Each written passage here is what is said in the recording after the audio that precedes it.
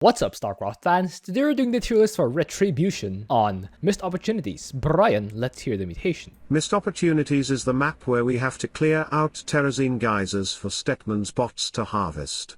Then we have to protect said bots from enemies. If we lose more than one bot on brutal difficulty, we lose the game. Void rifts spawn every 90 seconds, starting from 220. They continuously spawn units until destroyed. Your units receive any damage they deal. Alright, so we have Edmund home and Joni in the call with us today. How are you guys? Good. Very good, thank you. Amazing. So, Joni, how do we rank the commanders this week? So, two really interesting mutators, which basically present their own problems this week. I'm a big fan because it's a challenging one. This is long map as well, which with certain mutators is beneficial. Personally, I think in this instance that gives kind of more ramp for things to spiral out of control as well. So from my point of view, quite simple in terms of the ranking. How well do you deal with void rifts? And how resilient are you against double-edged? Alright, very simple. What do you think, Edmund home? Yeah, I mean, the sort of the problem this week is that typically with void rifts, you want someone who can split off 1 or 2 high damage units to each void rift, kill them, and then move on with your life. But those high damage units tend to off themselves. And what's the first thing you go do, huh? Off yourself, that's what. While they're trying to deal with the void rifts, so it makes it a little more complex for the rankings. So yeah, still being able to split off units is good, but units like Zerglings that can run out and kill it without killing themselves as well is nice, things like that. Whereas hero units are going to be a little bit tougher to use here. Yeah, my general advice for this week, just breathe, be calm. And the key to this mutation is in the name. If you fail, just retry. That's why it's called Retribution. Let's begin. Abathur, where do we have him? Abathur does fairly well. His Brutalisks against single targets don't deal too much damage to where they're going to really hurt themselves. And so you are able to still deep tunnel out, deal with a Void Rift by just targeting down and then deep tunnel back. As long as you can get your 3 Brutalisks out, the Void Rifts aren't really going to be much of an issue. You do need to get a Brutalisk in time for the first set realistically, which can be very tough. But this map isn't horrible for it, so I think you can pull it off, or at least close enough to where you can survive long enough to get him out. And then from there, I think it's not too bad. Mass Swarm Host probably to actually defend, and you're just mainly working with your Brutalists to target down the Void Rifts, and he does pretty well. So I had him in A tier. A tier. What do you think, Joni? Yeah, I think Abathur actually deals pretty well with both mutators this week. Like, exactly as ET said, it is pretty imperative you get that early Brutalisk out. Like, Void Rifts is a really good mutator for presenting effectively a skill check early doors. If you survive like what can be a very, very rough early game for some commanders, then, hopefully you should be able to kind of keep on top of things and stay on top of things, which for like myself with Void Rifts is key. Abathur does that well. Toxic nests can come in like really clutch in the early game as well, which is great. And then exactly as ET said, Swarm Hosts, free units which are not going to take sort of direct damage themselves. The free units will, but the host unit won't. For sort of general use defense, E2, they can move around the map really handily as well. So if there's void rifts that need dealing with, you can. I actually had Abathur as an S tier contender this week, but I'm also very happy with A tier. All right, you're happy with A tier. So both of you have Abathur in A tier. Let's put Abathur in A tier. Prestige wise, second one or no prestige? I think so. I think second one. The deep tunnel. All right, let's put Abathur in A tier. Alarak, where do we have him? Going from more often than not when Alarak and Abathur can be considered in a similar tier, this week is not the case at all. Basically, whatever Alarak does, he is going to end up killing himself on this. Double-edged is a real problem. On top of that, he doesn't really deal particularly well with Void Rifts either. Like, as one of the few Protoss commanders that doesn't have access to observers, which are very good against Void Rifts for a range of reasons. Like, Alarak just really suffers. You do have a few options, potentially flying around prisms and such, and overcharging them to access some of the rifts which can spawn in, like particularly from sort of the 820 point. they can spawn in just really, really inaccessible positions, which is massively problematic. Flying prisms around over dead ground and such can help with that, but the reality is Alarak is going to be on the struggle bus this week. I think you probably still do want to play P3. I think, you know, the mothership is chonky, but in reality, it's going to be like a lot of pain involved. I think I had Alarak in E tier. E tier. What do you think, Edwin? Yeah, it's a bit pain for him this week. He his main power is the mothership, but the mothership deals so much damage that she's going to die very easily if you're not extremely careful. And if you are extremely careful, then you're losing out on a massive amount of the value that the mothership can provide because you're not dealing that much damage. I think like flying war prisms around to the back and then overcharging them is probably your best bet, but you can't target pylon overcharge. So if there's anything else in view, it's going to shoot that first, and maybe it kills the Void Rift, but it's going to be a little bit painful. So I had him in E tier as well. All right, both of you had Alarak in E tier. That's where he goes. No prestige recommendation because E tier is considered by the Arcturus. Where do we have him? Arcturus is not bad. He's not perfect, but suicide bombers don't care too much about double-edged, and so that's going to be your main strategy is just P3 suicide bombers. You can drop them in on the Void Rifts and kill them that way, and then just bunker up to defend the bot zones. It's a defensive map, relatively speaking, so that's always a pretty happy state to be in as Arcturus. So I think he's going to do pretty well, but you are having to throw away a good amount of resources to deal with the Void Rifts, so you got to be a little bit careful with your economy management. But as long as you do that, I don't think you're going to have too much trouble. So I had him in A tier. A tier. What do you think, Joni? Yeah, completely agreed. Exactly the same strategy, like bunkering up just to give troopers effectively some top cover from double-edged. Keep those bunkers well repaired, and the reality to it is your eco's going to be like reasonable to manage. Pushing into areas is still going to require either some trooper management or use of like Dogs of War top bar. It's not as good as normal this week, but the reality to it is when you account for the sort of top bar cost of it, it's better than nothing, basically, would be my view. I would probably suggest not using the word has completely escaped me, not indoctrination points, but you all know what I'm talking about. No, I actually don't. That's only because you're being no, sorry, I mean Arcturus' top bar points. I would suggest probably not putting them into Mandate. bunkers if you could. Mandate. That's what you're looking for. Mandate. Sorry, mandate. That's the one. Yeah, I would probably put mandate into Dogs of War when you can, rather than bunkers, just because by the end of it you're going to be generating plenty of it, and Dogs of War ultimately is completely free units. So but no, Arcturus is strong this week. I actually had him as another contender for S tier, but I don't think it's straightforward to use. So I'm very happy with A tier for him as well. All right, both of you had Arcturus in A tier. That's where he goes. Prestige wise, third one. Yeah, definitely 3. All right, Need the nukes. Yeah, let's move on. Artanis, where do we have him? So Artanis has several advantages this week in the sense that particularly the likes of his Dragoons are they're not massively high DPS units. So as a result, like fighting waves in piecemeal and such with them is pretty workable. This is one of the few weeks with with Artanis that P3 is probably not a good choice. The Space Archons basically because they've got like very, very little health, like pretty much blink out of existence immediately. So personally, I think you're probably better off using like a different prestige, quite possibly actually going to P0, I think, on this one. But the reality to it is Artanis doesn't have a terrible time. He does have observers, especially if you're not using P3. You are able to use Orbital Strike to shoot down rifts. You can also use like warp in order to chuck some Dragoons in there if you need, extra damage on rifts, etc. So he is not without his problems. I mean, the main problem being is that he is basically Artanis, and playing him without Space Archons just makes him generally weaker.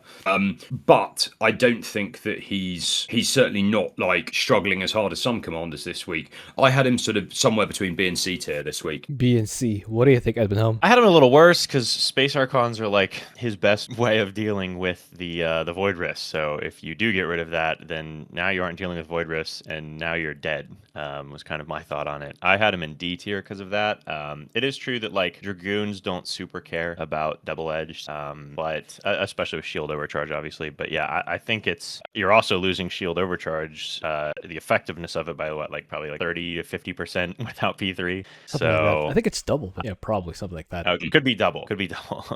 That's assuming you're using it on cooldown, right, every time. But yeah, I don't know. I think it's a little rough for him this week. I had him in D tier because yeah, I mean the Archons are worse, but then I think you still have to go P3 because you need the better shield overcharge and you need the Archons to help deal with the first couple rifts at least. Well, what do you think about D tier, Joni? I think Guardian Shell comes in pretty well this week as well, actually, and particularly because it affects your ally also. I think that potentially plays a role. Like, I think... I'm not convinced he's that bad, but at the same time, I'm also not convinced he's brilliant. So, like, I mean, I would say that for the effect that Guardian Shell puts on your ally as well, that potentially putting him in C tier may be like worth it. I think anyone that can alleviate the effects of double-edged for their ally is not in a terrible position. So yeah, I'd be inclined to plump for C tier rather than D tier. Not alleviating the fact that he's not brilliant. What do you think about C tier, Abathur? I don't know. I don't think Guardian Shell's that helpful. I mean, I guess it gives you the duration of like 5 seconds or whatnot to shoot before the unit instantly kills themselves with double-edged as soon as it wears out. Like most units are not going to heal up any significant amount for the duration. So I guess it gives you a little bit longer, but I'm not sure that's worth the trade-off of shield overcharge. Again, you still get shield overcharge, it's just not nearly as good. I think that alone is kind of gives you way more survivability than Guardian Shell does. I don't know. I mean, C tier's fine. There's gonna be people in D tier, so it's not too big of a concern for me. I'm fine with C tier. All right, I guess we are fine with C tier after all. That's where Artanis goes. Prestige wise, are we going with third prestige or not third prestige? I personally don't. Yeah, exactly. I mean, let's be clear, not me. Space Archons due to double-edged do lack utility this week, I think. But that's just my view. So not third prestige. Again, I think yeah. Yeah, I think probably C tier. I would suspect probably experimenting and finding your own path. If you choose a C tier commander this week. Okay. I guess put him in not third prestige, so no prestige. Let's move on. Dehaka, where do we have him? Oh, inhaled something there. Sorry. Dehaka is pretty strong this week. His main problem is killing the first couple rifts, but I think Dehaka himself, plus maybe some lings, if you can get those out, you should be fine. And if you survive the first set of rifts, I think you're going to be just fine. Pack leaders don't care about double-edged at all, so that's nice. And Dehaka is pretty good at getting around to find the void rifts. And once you have vision, you also have greater primal worms you can pop. So I think he does pretty well. I hesitate to put him in S because it is a little hard to get to like all 4 rifts if they spawn all over the place. And again, pack leaders not caring about double-edged is nice, but you can only have 1 up at a time with P2 or 3 up at a time with a very long cooldown with any other prestige. So you could even think about prestige 3 to get 2 Dehakas, but I don't know if I'd do that personally, but it is an option there. But I had him in A tier. A tier. What do you think, Joni? I really like the way that ET did his best Dehaka impression in terms of trying to inhale something before he started talking about it. It's my best takeaway from that. Yeah. Eat first, talk later. Yeah, exactly. That's my personal philosophy in life. Eat first, talk later.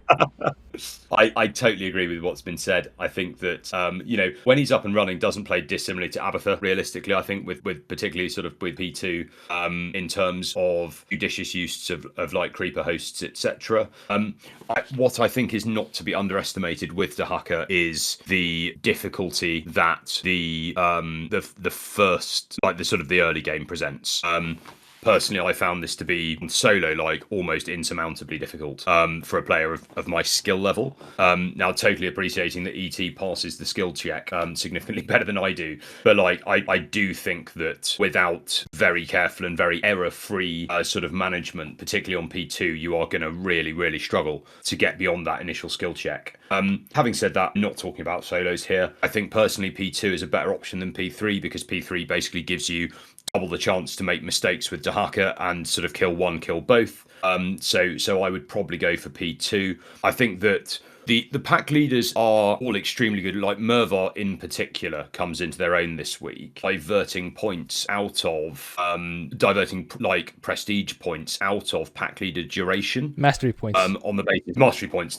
Sorry, my brain's clearly not working properly this week. It'd be worth diverting mastery points out of pack leader duration, whereas for P2 you would normally like fill that on the basis that are your pack. For the second prestige, you always have the masteries in primal war cooldown, because when you're using the second prestige, your pack leaders have enough uptime that you don't need to extend their duration. Because when you extend their duration, you're just prolonging the downtime of the non-active pack leaders. You don't need to extend their duration, because once Glevig is out, you'll usually have Mervar ready, and by the time Mervar is out, you only need like a few seconds of the crumb before Glevig is ready again. You don't need to increase their duration. You always go for prestige or primal worm cooldown on second prestige. Oh, fair one. Well, in that case, I will play around with that, because I've done it by default for years and not checked. So I will definitely adjust that. But well, certainly this week, for anyone making the same mistakes that I've made on a regular basis, like, don't do that, because there's no point. But yeah, like, I think Dehaka plays pretty well by and large. But I do think that I personally think that early game's difficult. So I sort of had Dehaka like A to B, but had him more verging on B tier because of that early game. But I think that's probably, put it this way, it's definitely a skill thing rather than a commander thing. So I'm sort of very happy to put him in A tier, potentially with the caveat of you do need to be pretty good in the early game, particularly if your ally's not pulling his weight. That makes sense. That's fair. Maybe we can do A star, but I think everyone in A is an A star, because there is some skill involved, regardless of who you use. So I guess A star in one would mean A star in all, which would mean that the star is not even relevant anymore. So I guess that's just A. All right, that's what we'll do. Moving on to Fenix. Where do we have him? I mean, P2 Fenix is not terrible for this. It's also not great. Like, he does have the kind of observer / suit cooldown to deal with rifts. However, obviously that still leaves him with a bit of a gap in the early game, and it means you are going to be charging around, because if you're going to play like that, you also have to ensure that those suits stay alive. So, sort of managing them very carefully is going to be pretty critical. Like Kaldalis et al. Basically, like, Kaldalis effectively plays like a sort of Baneling this week. Like, he just charges in, dies, and then needs replacing. So I think there is a not insignificant sort of micro and macro burden on Fenix players this week. So as a result, I had him B to C tier, but erring on C tier due to what I found to be like the complexity of playing him. Okay. What do you think, Eppenholm? I actually had him a little lower. I was sitting him in D tier because, your best unit, Kaldalis, is just going to insta-give himself anytime he touches anything. But it's like a grenade. I mean, you do have the mobility from the top bars, but I don't know. I think just your units are. If you're going P2, I don't think I'd go P2 necessarily this week. I might go like just P0 or P1 with carrier spam, because the interceptors don't tend to kill themselves. But then you're not helping much against the rifts. I don't know. I don't know. I could see C tier, I guess. I'm not a big Fenix guy, but so I guess I'll bump him up to C tier from D. But I think it's a bit of a rough week for him. Okay. C tier for Fenix. Prestige recommendation, second one, right? I think we probably differ on that. My rationale was that basically if you can get because I can't remember the exact amount of health that Kaldalis has on P2, but by my reckoning, basically that was pretty good value for money for what is effectively a zealot in terms of the amount of damage he would do before killing himself. So that was kind of my logic really going into playing P2, but as ET said, I think that, equally viable elsewhere. Okay, so I guess we use whichever one you want is ultimately what we mean here. Moving on, Han and Horner. Where do we have them? Han and Horner does have bombing platforms, which are going to, I believe, kill themselves when they hit even just a Void Rift. Or will they survive? I can't remember off the top of my head. I don't think so. I don't think they destroy themselves. You don't think they do? The bombers themselves get destroyed, but The fire effect does not Right. Yes. stack I don't to mean they the, kill the the platform. I just platform. mean you're gonna. Yeah. You've got 60-second cooldown or whatever it is, 2-minute cooldown. Yeah, instead you of 60. basically work on the double cooldown on this, I think. Yeah. Yeah, which makes it with just 10 bombing platforms. I think you're going to have a bit of a rough time in the later stages of the game keeping up with the Void Rift if you have a double cooldown on everything.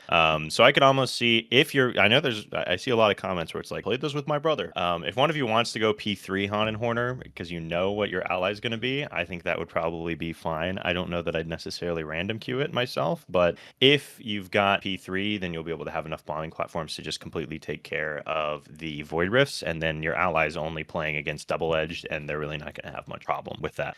Han and Horner also doesn't hate double-edged. I would still rather go first prestige and just use a single airstrike on the rift, and then just use mag mines to finish it off. True. That's true. That's definitely, yeah. I think for the random queue, you're probably just going to want to go P1. Your Reapers and whatnot as well aren't terrible against double-edged. They don't deal that much damage, despite some people's protestations. And yeah, I think with that, they're actually not terrible this week. I actually had them in B tier. What do you think, Joni? Yeah, pretty similar views actually. Like, I think P1 is the way to go because reality to it is once you've got 10 bombing platforms up and you've got the napalm strike on the platforms plus quick mag mines etc., then I think you do have a reasonable toolkit for dealing with void rifts like wherever you are. Basically, exactly like ET said, like Reapers don't do a grotesque amount of damage in and of themselves, and they are also very, very cheap to replace.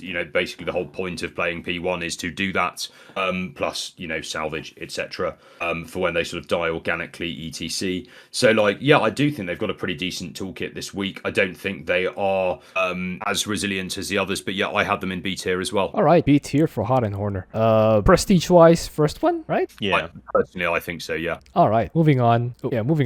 Karax, where do we have him? So Karax has the great advantage that when you play with his top bar, nothing reaches out the screen and punches you in the face as the user of it, and therefore he has one really significant toolkit which is immune to double-edged, which is great. At the same time, his cannons are not so vast DPS that you're going to run into massive problems with it.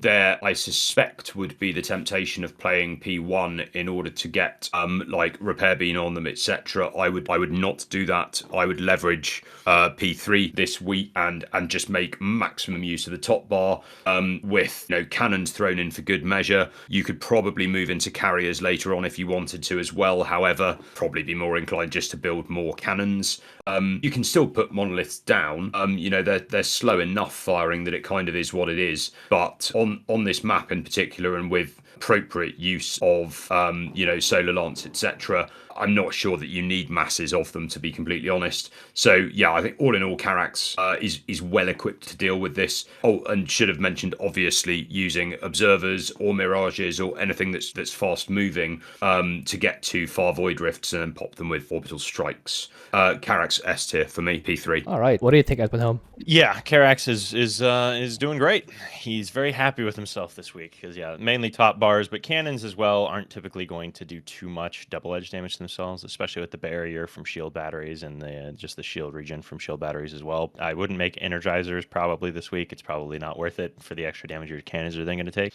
But yeah, the main thing is just really keep in mind that 840 wave of 4 void rifts hits way sooner than it ever feels like it would, and you need to have your observers out there in time for that. So as long as you're on top of that, I think you'll have a pretty great time. So I had him in S tier as well. S tier. Okay, unanimous S tier this week. That's where he goes. Third prestige. Moving on. Kerrigan, where do we have him? Kerrigan is she relies very heavily on Kerrigan, which means she's pretty bad because she's gonna double-edged herself into oblivion. Although she does have the regenerative carapace, helps a little bit, but in my experience it doesn't help enough a bit with the double-edged. So with that, she does have good mobility to get to the void rifts. If you can keep her alive via transfuses or something between void rifts, then maybe you'll be okay. But other than that, it's kind of a rough week for her.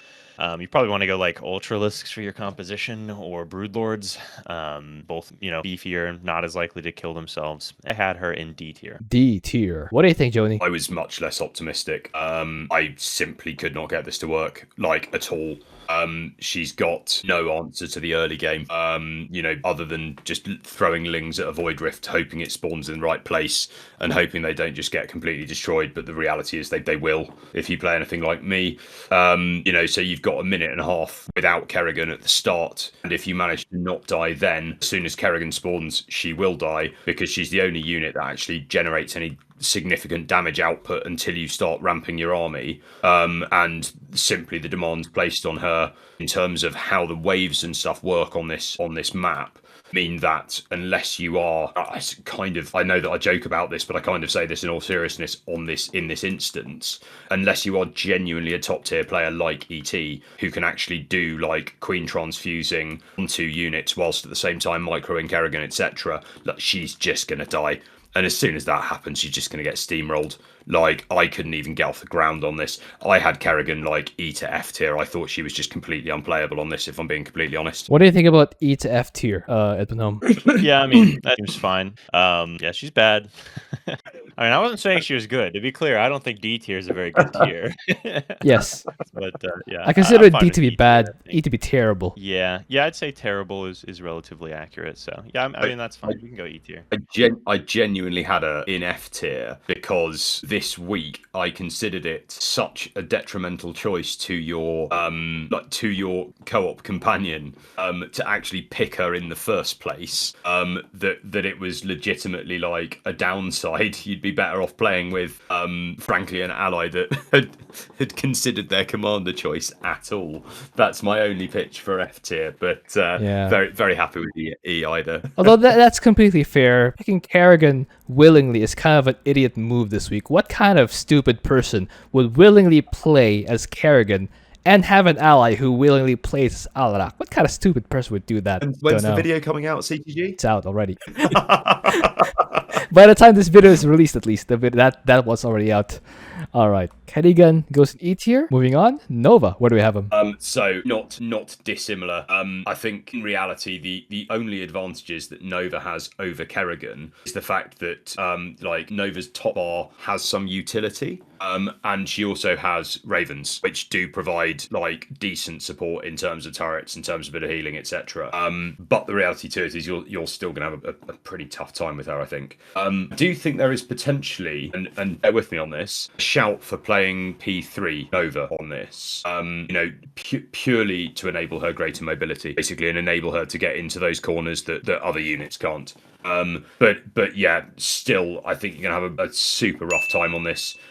Sorry, Spider Mines is the one other thing. Just remembering it that she does have in her arsenal. But yeah, I think in reality, like Nova does have a couple more tools than Kerrigan or Alarak, but not much of a better time. So I had her sort of D to E tier, mainly because I also think, despite she has some of the tools which the others don't, I also think that then employing those is going to be really taxing in and of itself as well. So I think, yeah, not brilliant on these mutators, and also super complicated to use. But I had Nova sort of D to E tier. D to E. What do you think, Edmund? Yeah, I had her pretty low as well. Nova technically has mobility, but again, she walks pretty slowly, so actually getting to all 4 Void Rifts and then actually killing them as well, I think it takes 2 infiltration drones, or like an infiltration drone and a airstrike, but I don't think you want to spend 750 minerals per Void Rift, so...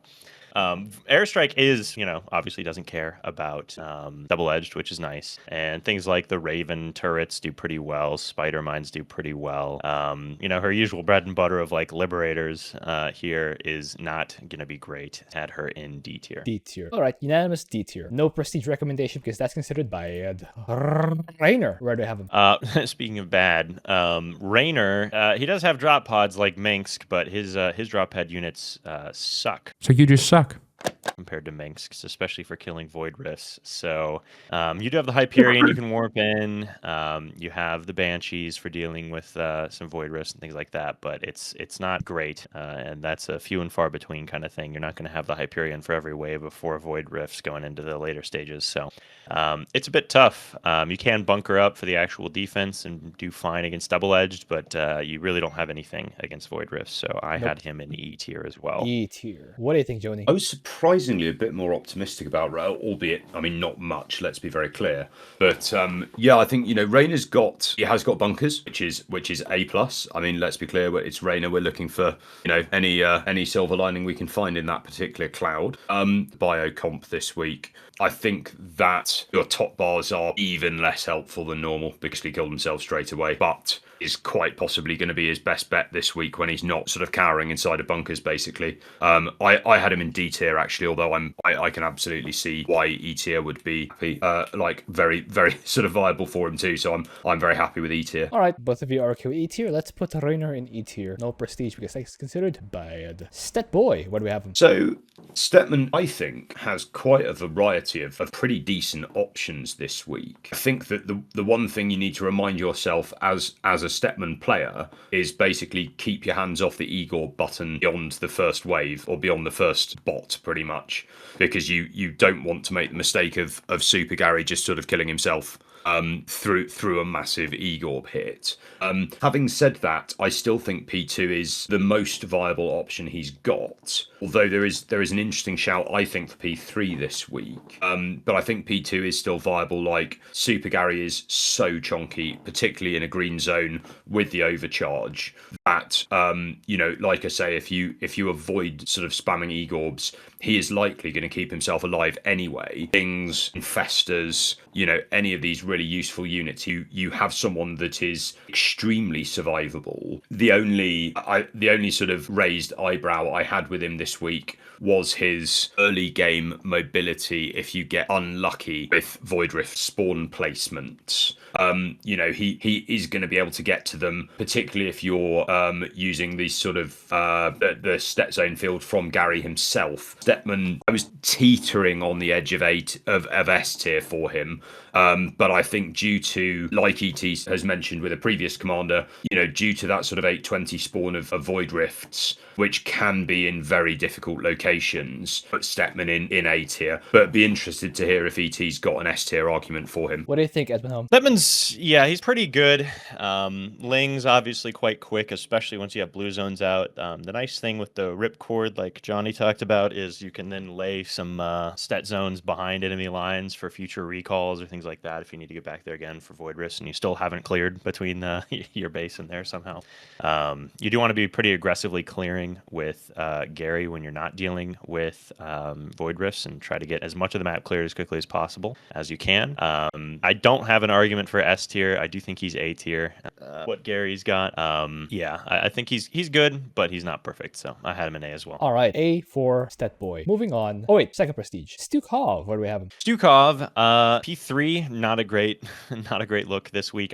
Not a great plan, I would say. Obviously, it's great against double-edged, but for actual Void Rifts, not so good. I think you're probably going P1 here. You can go tanks and just make sure you keep them back so they're only shooting the volatile infested, and then maybe a pack of Diamondbacks or Banshees, realistically, probably for the Void Rifts. It's not great, but the Banshees you can kind of dodge around in the airspace, try to take out Void Rifts, and then have tanks for the actual defense. Assuming you're not up against an air comp. Against an air comp, Liberators obviously don't care much about double-edged with Stukov.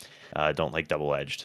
I had him in C tier. C tier. What do you think, Joni? Yeah, I kind of toyed around a little bit with like how viable P3 was, and I think that his top bars really do die pretty quickly. Basically one commander that I think can tackle Void Rifts almost sort of head on to the extent that it's like, I'm just going to outmass you. And, we will throw stuff at each other until one of us wins. And with a fully ramped up P3, you can win that fight. I think what ET's described is exactly the way you want to do it. I don't think it's easy at all. I'm very happy with C tier. I had him somewhere between C and D, if I'm being completely honest. But all right, both of you had him in C. Let's put Stukov in C. Prestige-wise, first one? Yes, I think so. All right, Swann, where do we have him? So Swann is once again sort of bad Karax, basically. Laser Drill is significantly problematic this week. Like, he does have free repair, which obviously helps massively. However, it probably does mean that you want to steer clear of P1, purely because there is the potential for big groupings of units, which, you know, even with like that mass repair, you've got the option to just wipe it out straight away, because you just keep a tight micro on the laser drill and not use the top bars. So, you know, I do think he's got some options. I do think he's pretty versatile. I don't think he's S tier. I had him somewhere A to B, probably erring on A. What do you think, Edwin? I was erring on B personally. I do think P1's the play because you don't even have to micro it that carefully. You can just Ring it with SCVs. mass free repair, Yeah. and it doesn't cost you a dime other than the like 500 minerals and SCVs. But you know, that's not bad for a whole game of repairs on the drill. And then you just have P1 as normal, basically. The main problem is just getting vision of the rifts. He's worse Karax. Your observers are very slow, fat, and aren't cloaked in their factories. Just you call can them also fat. warp out. You can also warp out the what's the name? Hercules. To get vision. So that's nice. I think that's, you know, factories into that for like that 8-minute wave. If you have a few of those, they don't kill the rifts instantly, but they'll kill them fast enough, especially with P1's instant lock on and everything. So, but you do have to micro, make sure your laser drill is actually shooting the rifts. If you do that, I don't think he's too terrible. But I don't know. I think he's definitely a good bit below Karax. So I had him in B tier. B tier. Okay, both of you have him in B tier. Let's put Swann in B. I do think that first prestige is the way to go. Just put mass repair around the laser drill, and it will probably out heal its damage. Moving on, Tychus. Where do we have him? Tychus is, you know, normally the king of void rifts, but double edged really throws a wrench in the works there. You can't just split off and forget about your mercs as they go to deal with the void rifts. There's two different ways you could kind of handle it, which is like go P2 so you can split out, go kill the void rifts with the extra powerful guys, and then come back together as a group for the main fights and stuff. So you have like Nikara and Rattlesnake healing or something like that. Or go like P3. You don't need the nuke too much on this map, and the Odin does ignore double edged. So once you get to 10 minutes with P3, I think it's a pretty good time because you can still split out a merc here and a merc there against void rifts even without P2. They'll just kill them a little slower. And then the Odin can kind of just solo everything around it. But getting to 10 minutes with that is a bit painful. You do have to deal with the first set of 4 rifts with just your mercs. So again, you could go P2 or P3, I'd say, just depending on how you want to play it. But in A tier, I was questioning B, but I put him in A because it's like it's Tychus, right? Yeah. What do you think, Joni, about A tier? I did not have him in A tier. I can safely say that straight off the bat. I think you definitely don't want to play P2 here. I think that as soon as you get up to the latter stages, you're going to have people dying left, right, and center, and mainly that will be in transition in and out of combat, having to switch between outlaws and stuff. And, you know, I mean, this map is basically perfectly geared up so that if you play P2 properly without mutators, that you basically have, you know, you're spawn camping with outlaws. Like, you simply can't do this here, and you're having to play almost a sort of Phoenix style shell farm game with trying to evac them in and out. You know, and realistically, that's I personally. So, like, I'm not going to try to get that to work. I think P3 is the correct choice. I think that, yeah, you know, this is one of those maps, actually, where you really, like, you're not going to use big red button. Like, I don't personally think there's much of an opportunity. I mean, the places where you can use it, but there's nowhere that's, like, super obviously optimal to use it, I don't think, because it's simply not needed. So I think play P3, play relatively conservatively. I think that, yeah, getting to the far rifts is still going to be a bit of a nightmare. You could potentially just decide to split Sam off, Supercloak, etc. Tychus sort of B to C. I think it's not going to be a great time. I was sort of erring on C tier on that. Yeah, I don't think it's going to be a great time, if I'm honest. I think it's going to be hard. What do you think about B or C, Edwin? I was teetering on B, so I'm fine with that. Okay, so Tychus ends up in B tier. Third prestige, right? Yeah. You want I think so. You want the Odin. It ignores double edged. Vorazun, where do we have him? So Vorazun has Shadow Strike, which is great, as it ignores double edged as well. But nothing else does. So I think that, you know, for all of the fact that Shadow Strike is great, like deploying it at the right time, regularly, in the right place, often enough, etc., is extremely demanding. I don't think she's got a brilliant answer to Void Rifts either. And I think actually, given that her units are gas expensive in the sense that she is gas starved all the time anyway. I think you're going to run into like a plethora of problems playing with Vorazun. I think you probably do want to play P3 anyway, because obviously you then get free units as well, that if you do make mistakes with, it's not the end of the world. I may be missing something. I'm not a super regular Vorazun player, but I had her in like D tier. I really couldn't see a sort of she's easy cloaked, way so of you doing can't it. see her. That makes sense. What do you think, Edwin? It's exactly that kind of humor that I was going for. Yeah, I definitely saw that. No, you see, because I'm not cloaked. There we go. All right. What do you think, Edwin? Okay. Vorazun, tough week. Not great against Void Rifts. Not great against Double Edged. I mean, there's not a ton to say. I had her in D tier as well. All right. That's quite succinct. Vorazun, D tier. No prestige because that's bad. Zagara, where do we have him? Zagara, I actually think, is solid this week. Lings don't care too much about Double Edged. You probably don't want to get the Adrenal upgrade for them, and maybe even not the Armor Rip. I didn't test it myself, but you might want to skip that as well, and then they just won't die. Especially, this is one of those interesting weeks where I would say go P3, but don't Mastery Point Frenzy. You want to Mastery Point Zergling Evasion, because that gives them all the more survivability. And then you have your half a Brutalisk, which is really quite good. You just drop Hydras at a Void Rift, run off to the next one. You can Baneling a Void Rift without dying to Double Edge, but you'll be pretty low on health, so be careful about doing that. Only do it if like emergency or something like that. Make sure you have plenty of Lings out for the first set of Rifts, and hope that they aren't too bad on this map. This map, I don't think we particularly mentioned, but the initial Void Rift spawns can be pretty annoying on this map, a lot more than like, say, Oblivion Express or something like that, with like Cold as the Void, where it's like, it's pretty much guaranteed that it's just a straight line walk with no enemies between you and it on that. Here, it's a pretty good odds you're going to have to make it through at least a few enemies. But the Lings should actually be able to do that and survive until Zagara. So as long as you do that, I think you'll be okay. I had her in A tier. A tier. What do you think, Joni? Yeah, pretty much exactly the same, to be honest. Half of her units explode on contact, which is really helpful against double-edged. And Zagara herself, half a Baneling, exceptionally mobile. Half a Brutalisk, exceptionally mobile.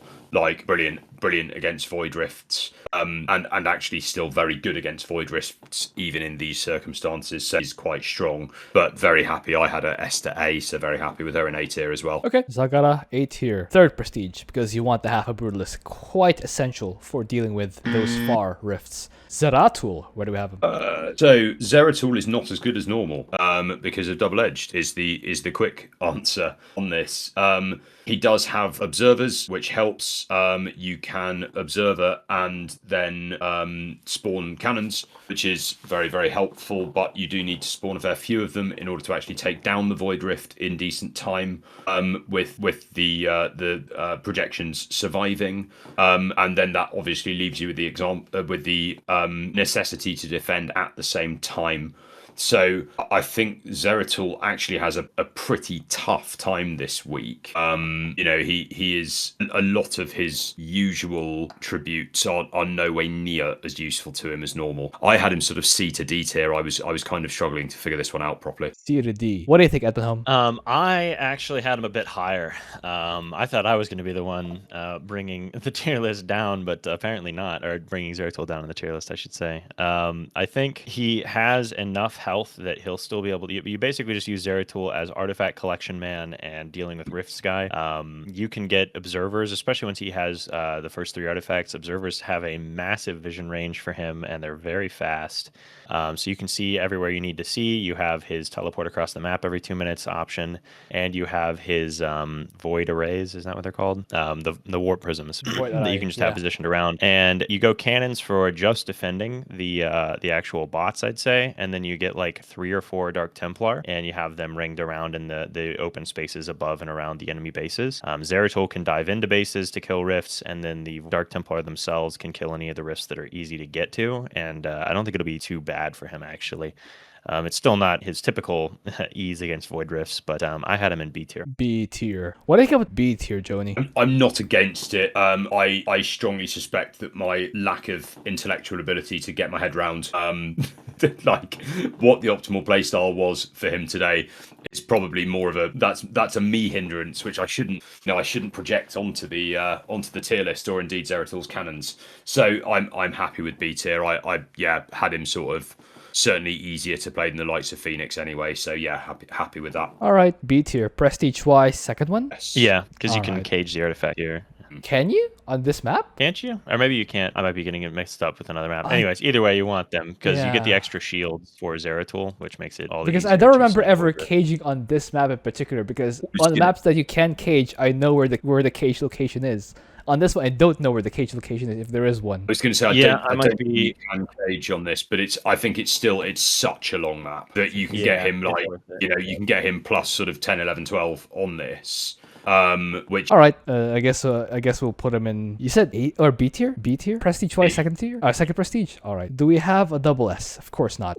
Top of S, Karax. Who's top of A? I think Zagara is probably in for Yeah. a pretty good shout. All right then. Then I possibly Abathur actually, like he's got the mobility, he's got swarm hosts, like I think he's pretty up there. All right then. Say probably I- Stetmann. Yeah, I was gonna say I think probably Stetmann and then Manx and Dehaka I think is probably the right order. All right, top of B.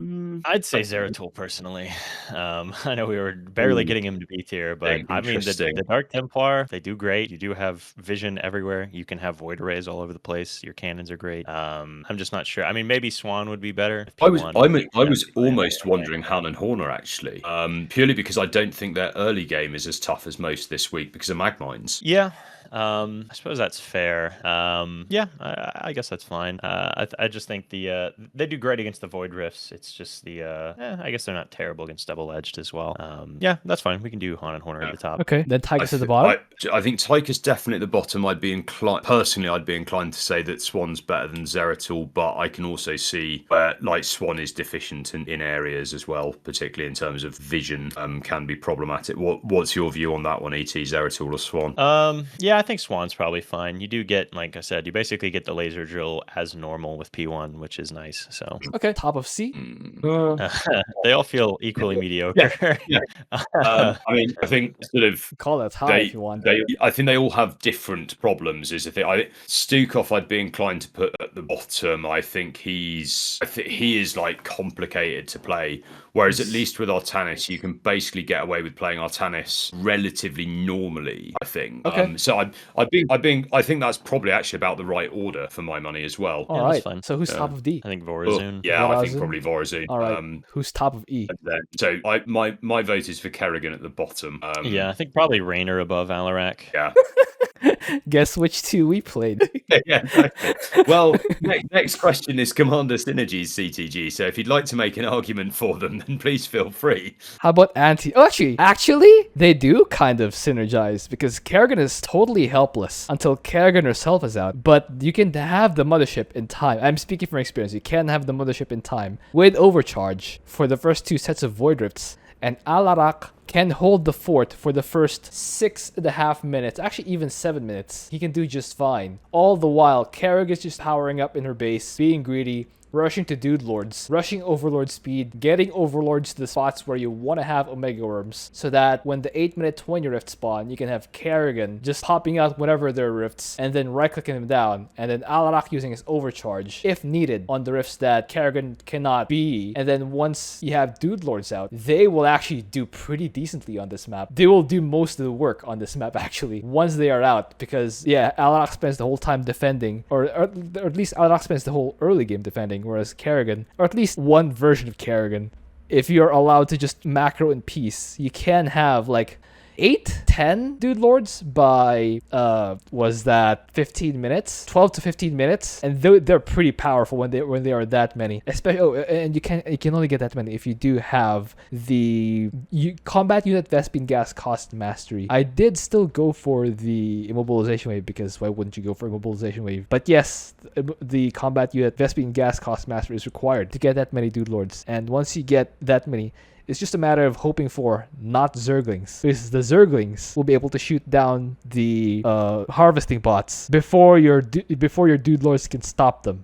That's about it. Oh, and there are so many of them that Alarak will basically unalive himself with a single distraction wave if you're up against Zerglings. And speaking of general advice on this map, right-click down Dude Lords first, right-click down Swarm Host first, because they will produce units, and they will just constantly eat away at your health pool by trying to destroy the free units. So destroy the spotter units first, so that you have to deal with fewer stuff, because Locust surprisingly have a lot of health. It's annoying how much health they have. Anyway, that's my totally not speaking from first experience opinion of how Kerrigan and Alarak would play out. I don't think they are a synergy. That would better than Karax on his own. As for a synergy that I do think would be better than Karax on his own, how about Haren Horner and someone like Stukov? Because Stukov's problem is getting to the far Void Rifts. And if you're going for mech stuff, if you're going for siege tanks, Diamondbacks, Liberators, mech is fine at dealing with anything that comes toward the bots. His problem is the early game and hitting the Void Rifts. And that's exactly what Haren and Horner are good at. The Void Rifts, especially the far ones, and the early game. So that's why I think that these two might be better than Karax on his own. What do you think? I certainly see the logic there. I think Han and Horner Swann is the other obvious one from my point of view. Yeah, that's another one, because once you actually with Han, Horner, and Swann, you can actually miss the airstrike and just let the laser do the damage from the vision. I think it works like that. You can have I don't know how long that vision lasts, whether it's enough. I guess you can also certainly some vision from mag mines as well if you wanted to drop. Like, I think that combo strikes me as basically you've got two people doing the same job that Karax does admittedly do extremely well on his own. But like, you know, with these mutations, I think Void Rift is one of those mutations that if you're able to effectively divvy up the jobs, so you can say, I'll just deal with Void Rifts if you can do the mission. Yes, but like when you're going for Karax, you will have a harder time pushing into the enemy bases than Stukov. So Stukov can go on offense at least a bit easier than Karax can. So I think in that sense, with these two, Haren, Horner, Stukov can be better than Karax on his own. Swann maybe, if you do factory pushing with laser drill being the damage dealer, can also be better than Karax on his own.